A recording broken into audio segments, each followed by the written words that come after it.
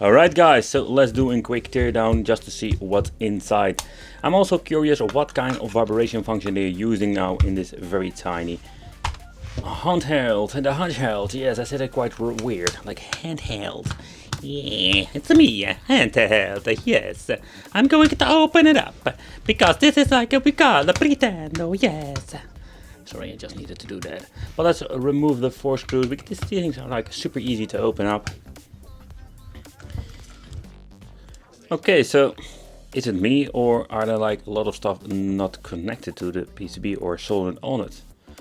Interesting. So they did like solder these very tiny cables onto the PCB. Oh boy. Look there. Okay, so this is the vibration motor, and the funny thing is like they stacked a lot of these foams on it to basically keep it in place. Like yeah, that's the way how you can do it. Oh man, there are like 4 other screws that we need to remove, otherwise I can't remove it. Can I remove the speaker itself?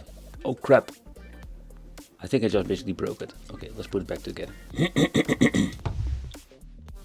Okay, so let's remove the other 4 Parkers that only 4, no 6 of them. Holy crap, they did use a lot of freaking Parkers this time in this handheld. Oh man.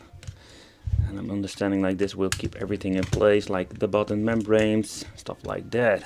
Alright. Okay, so let's see what we can find on the other side. So the LCD is attached with a ribbon cable. Alright. They are using like the cheap membranes over here. I really don't like them at all. The touch itself was not that bad.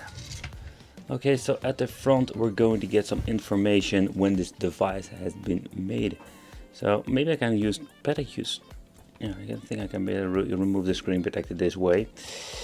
Right, so let's remove it here. Then we're going to get the same stuff that we have seen before.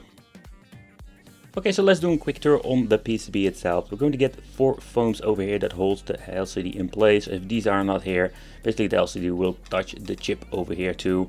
So it's going to be messy. Then we're going to get the nest on the chip and the black bulb. I'm guessing under here we can find a firmware. Then we're having like the date of this and the version. So this is the Retro RG520 version 1.4, or 520 is the model and 1.4 is the firmware. It has been made in 2020, so I've made the video. It's already a year old or so. So yeah, it's not like the latest product. It has been on the market for some time. Curious if they're going to release new versions in the future. But putting this thing back together, it's not that hard to be honest. But I must almost need to be very gentle, especially when it comes to these freaking cables. If it gets broken, I need to resolder it again.